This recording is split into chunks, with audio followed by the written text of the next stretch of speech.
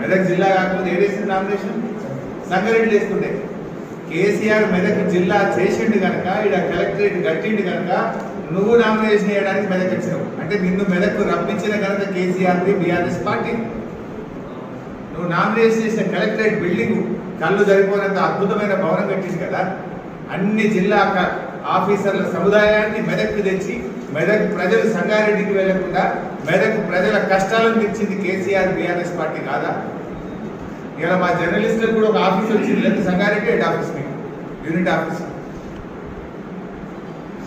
అంటే ఆ కలెక్టరేట్ నువ్వు నామినేషన్ చేసి ర్యాలీ పెట్టినవే, కలెక్టరేట్ నుంచి రామదాస్ చౌరస్తా దాకా వేసిన 4 లైన్ రోడ్ ఎవలేషన్ కేసీఆర్ అయిపోతే.